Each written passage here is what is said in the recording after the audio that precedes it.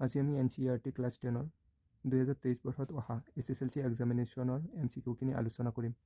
Question number 1 part 1 যদি x proportional two y আৰু x = 6 হ'লে y = 30। যদি x ৰ মান 6 হয় তেনেহ'লে y কিমান হ'ব 30। এতিয়া x = 2 হ'লে y ৰ মান হ'ব।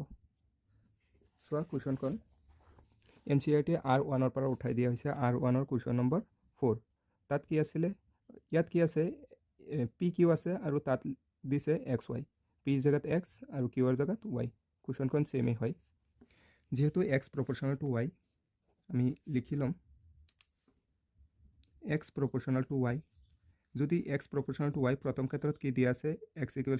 6 হ'লে y ৰ মান হৈ যাব 30। দ্বিতীয় ক্ষেত্ৰত দিয়া আছে x =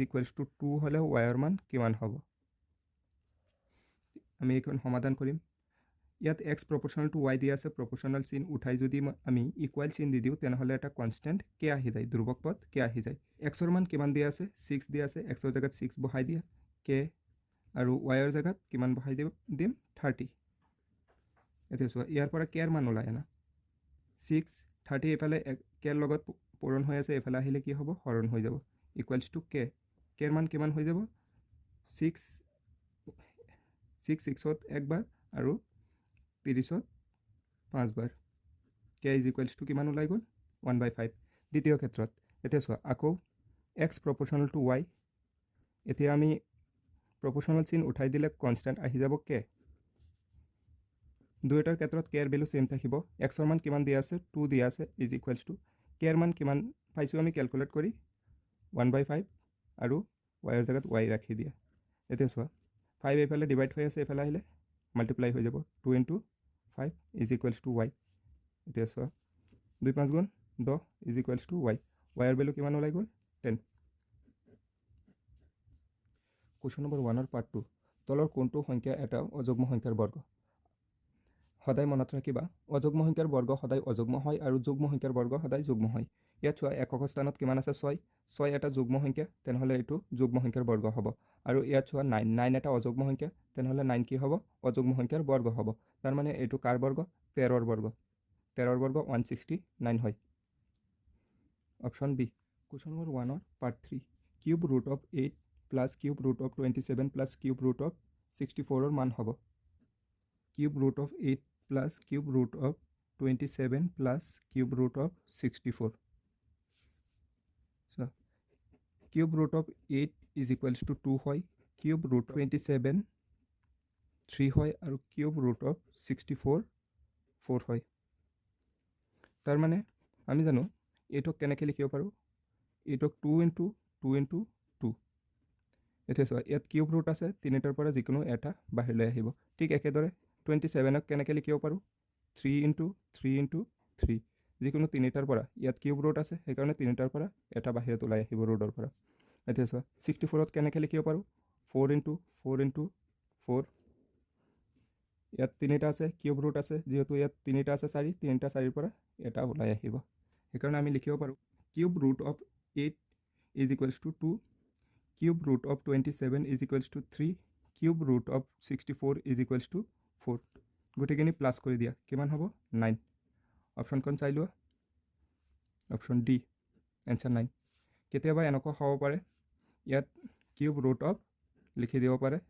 125 কিউব ৰুট অফ 125 হৈছে 5 দি প্লাছ কৰি দি মান ওলাই ল'ব। কুৱেশ্যন নম্বৰ 1 ৰ 4 ইউক্লিডৰ বিভাজন প্ৰমেয়িকা অনুসৰি যদি a আৰু b যিকোনো দুটা যোগাত্মক অখণ্ড সংখ্যা হয় তেন্তে অন্য দুটা অদ্বিতীয় সংখ্যা q আৰু r পোৱা যায়। যাতে NCERT উপপাদ্য 1ত ইউক্লিডৰ বিভাজন প্ৰমেয়িকা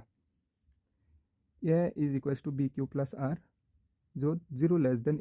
r b। ইয়াত চোৱা ইউক্লিডৰ বিভাজন প্ৰমেয়িকা কোনখন হ'ব প্ৰথম 1 নম্বৰ চোৱা a = bq + r এইটো আছিল ইউক্লিডৰ বিভাজন প্ৰমেয়িকা কিন্তু ইয়াত চোৱা 0 <= r এইখিনি ঠিকে আছে আকৌ <= b এইটো হ'ব নোৱাৰে। আমি কি জানো 0 <= r b হয়। 2 নম্বৰত চোৱা কি দিয়া আছে a = bq + r 0 <= r <= b এইটো হ'ব নোৱাৰে। তৃতীয় নম্বৰত চোৱা চিত কি দিয়া আছে a = bq + r 0 <= বি তাৰমানে অপশ্যন কি হ'ব চি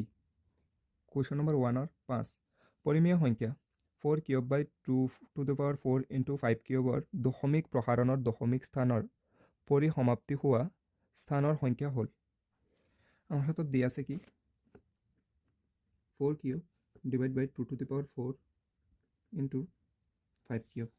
এনেকুৱা ধৰণৰ সংখ্যা দিয়া থাকিলে আমি সদায় হৰত চাওঁ হৰৰ যদি 2 টু দ্য পাৱাৰ n আৰু 5 টু দ্য পাৱাৰ m আঠিত থাকে মানে এনেকুৱা ধৰণৰ থাকে 2 to the power m into 5 two the power 2 to the power n into 5 two the power m আঠিত থাকে তেনেহ'লে এই দুটাৰ পৰা m আৰু n ৰ ভিতৰত যদি mতকৈ n ডাঙৰ হয় তেনেহ'লে nটা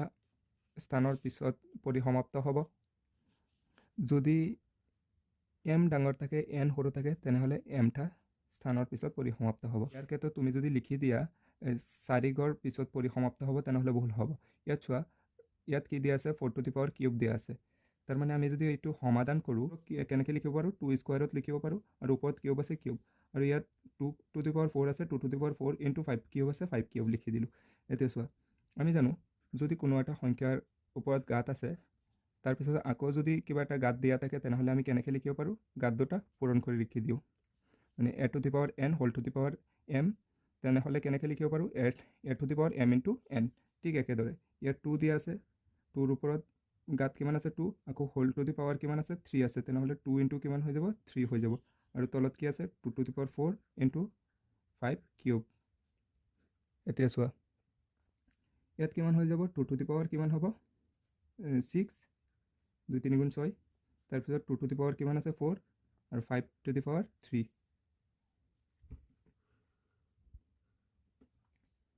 এতিয়া চোৱা ইয়াত 2 টু দি পাৱাৰ 6 মানে কি 2 কেইটা মাল্টিপ্লাই হৈছে 6টা 1 2 3 4 5 6 তাৰপিছত চোৱা তলত 2 টু দি পাৱাৰ 4 মানে 2 কেইটা আছে 4টা মাল্টিপ্লাই হৈ আছে আৰু ইয়াত 5 কিউব আছে ইয়াত চোৱা এটা দি এটা কেঞ্চেল আৰু এটা দি আৰু এটা কেঞ্চেল আৰু এটা দি আৰু এটা কেঞ্চেল ওপৰত আছে কিমান 2 2 ইণ্টু 2 ইণ্টু 2 আৰু তলত আছে কি 5 কিউব এতিয়া চোৱা আমাক সুধিছে কি দশমিক প্ৰসাৰণৰ দশমিক স্থানৰ পৰিসমাপ্তি হোৱা স্থানৰ সংখ্যা হ'ব এতিয়া চোৱা ইয়াত 5ৰ ওপৰত পাৱাৰ কিমান আছে 3 আছে তেনেহ'লে ইয়াৰ অপশ্যন কিমান হ'ব 3 হ'ব পৰিসমাপ্ত হোৱা স্থানৰ সংখ্যা হ'ব 3 যিহেতু 5ৰ ওপৰত গাঁত কিমান আছে 3 আছে সেইকাৰণে কুৱেশ্যন নম্বৰ 1ৰ 6 যদি p of x is equals to bx square plus 4 whole into b plus 1 বহুপদটোৰ এটা শূন্য 1 হয় তেন্তে bৰ মান হ'ব চোৱা আমাৰ হাতত দিয়া আছে কি p of x is equals to bx square plus 4 whole into b plus 1 ইয়াৰ এটা শূন্য দিয়া আছে শূন্য মানে কি xৰ মান দিয়া আছে 1 দিয়া আছে এতিয়া xৰ মান যেতিয়া 1 বহাই চ' আমাৰ হাতত বহুপদ কি দিয়া আছে p of x is equals to bx plus 4 whole into b plus 1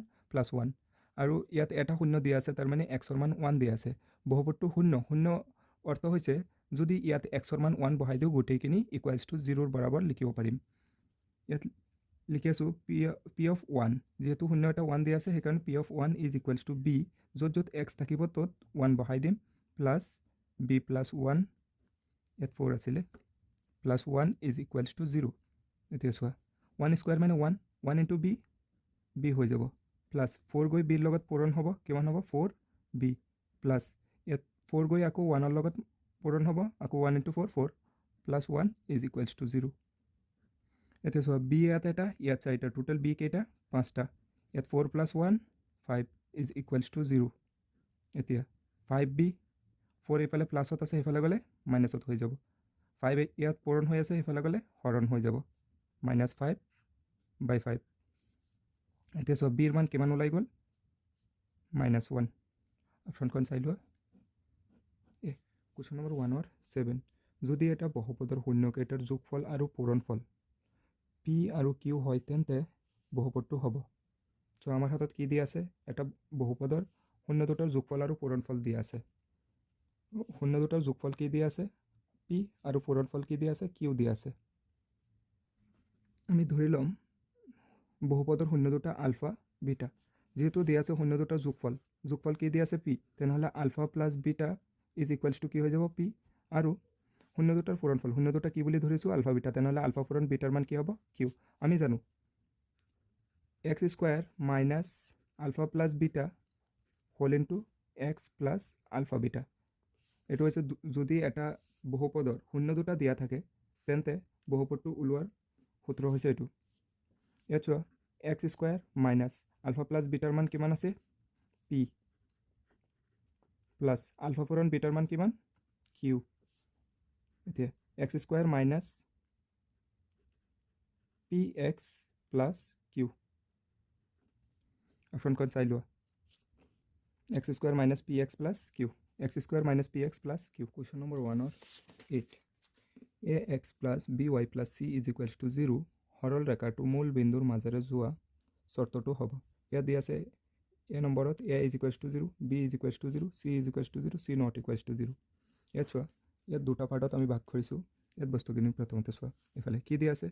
যেটো সমীকৰণ দিয়া আছিল a x plus b x plus c is equals to 0 x plus y plus 0 is equals to 0 য'ত a is equals to 1 b equals to 1 c equals to 0 তুমি যিকোনো ল'ব পাৰা ইয়াত কিন্তু চি ইকুৱেলছ টু 0 ল'ব লাগিব লোৱাৰ পিছত সমীকৰণডাল হৈ যাব x plus y is equals to 0 ইয়াৰ পৰা এক্স ইজ ইকুৱেলছ টু কি লিখিব পাৰোঁ মাইনাছ অফ ৱাই লিখিব পাৰোঁ এতিয়া কি কৰিলোঁ এখন টেবুল বনাইছোঁ টেবুলত ৱাইৰ মান বহাইছোঁ 1 বহালে এক্সৰ মান হৈ যাব -1 ৱাইৰ মান যেতিয়া মাইনাছ বহাম মাইনাছে মাইনাছে প্লাছ হৈ যাব এক্সৰ মান প্লাছৰ 1 পাম এইটো গ্ৰাফত বহালে কি হ'ব চোৱা -1,1 এক্সত -1 আৰু ৱাইত প্লাছৰ 1 -1,1 ইয়াত যাব আকৌ +1 হৈছে এক্সত আৰু -1 হৈছে ৱাইত 1,-1 ইয়াত আহিব দুটা সংযোগ কৰি দিলে এডাল ৰেখা পাম যিডাল ৰেখা কিহৰ মাজেৰে গৈ আছে মূল বিন্দুৰ মাজেৰে গৈ আছে মূল বিন্দুৰ মাজেৰে যোৱাৰ কাৰণে কি হ'ব লাগিব চি ইজ ইকুৱেলছ টু 0 হ'ব লাগিব মূল বিন্দুৰ মাজেৰে যোৱাৰ চৰ্তটো কি হ'ব চি ইজ ইকুৱেলছ টু 0 হ'ব লাগিব চি ইকুৱেলছ টু 0 হ'লে মূল বিন্দুৰ মাজেৰে যায় কুৱেশ্যন নম্বৰ 1 পাৰ্ট 9 ৱাই অক্ষৰ ওপৰত থকা যিকোনো বিন্দু স্থানাংক এতিয়া চোৱা এক্স অক্ষৰ ওপৰত থকা বিন্দুৰ স্থানাংক হয় x,0 ৱাই অক্ষৰ ওপৰত থকা বিন্দুটোৰ স্থানাংক হয় 0,y আৰু মূল বিন্দুৰ স্থানাংক হয় 0,0 আৰু যিকোনো বিন্দুৰ স্থানাংক হয় x,y ইয়াত সুধিছে কি ৱাই অক্ষৰ ওপৰত থকা স্থানাংক কি হ'ব চোৱা ৱাই অক্ষৰ ওপৰত থকা স্থানাংক হ'ব 0,y প্ৰশ্নত দিয়া আছে 0,x x,0 x,x x,y প্ৰশ্নত দিব লাগিছিল 0,y ইয়াৰ অপশ্যন হ'ব এইটো প্ৰশ্নত কুৱেশ্যন নম্বৰ 1 পাৰ্ট 10 এটা দ্বিঘাত সমীকৰণৰ এটা মূল আৰু মূল দুটাৰ যোগফল 5 তেন্তে সমীকৰণটো হ'ব চ' আমাৰ হাতত দিয়া আছে এটা দ্বিঘাত সমীকৰণৰ মূল এটা মূল দিয়া আছে 2 আৰু মূল দুটাৰ যোগফল দিয়া আছে 5 তেন্তে দ্বিঘাত সমীকৰণটো কি হ'ব উলিয়াব লাগে যদি আমি ধৰোঁ দ্বিঘাত সমীকৰণৰ মূল দুটা আলফা বিটা তেন্তে কি দিয়া আছে এটা মূল 2 দিয়া আছে তেনেহ'লে আলফাৰ মান যদি 2 বুলি ধৰোঁ তুমি বিটা বুলিও ধৰিব পাৰা তেনেহ'লে এটা মূল 2 বুলি দিয়া আছে আৰু মূল দুটাৰ যোগফল মূল দুটা কি ধৰিছোঁ আলফা বিটা তাৰ মানে আৰু কি দিয়া আছে alpha plus beta is equals to কিমান দিয়া আছে 5 দিয়া আছে মূল দুটাৰ যোগফল এতিয়া চোৱা ইয়াৰ পৰা আলফাৰ মান বহাই বিটাৰ মান ওলাই দিম আলফাৰ মান কিমান 2 যেহেতু এটা মূল 2 দিছিলে আনটো মূল কি হ'ব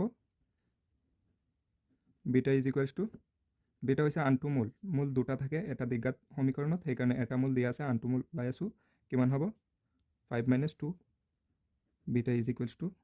3 হৈ যাব 5 - 2 ইজ ইকুৱেলছ টু 3 এতিয়া আমি জানো দ্বিঘাত সমীকৰণৰ সূত্ৰ x square minus alpha plus beta whole into x plus alpha পূৰণ বিটা এতিয়া মান বহাই দিয়া এক্স স্কোয়াৰ মাইনাছ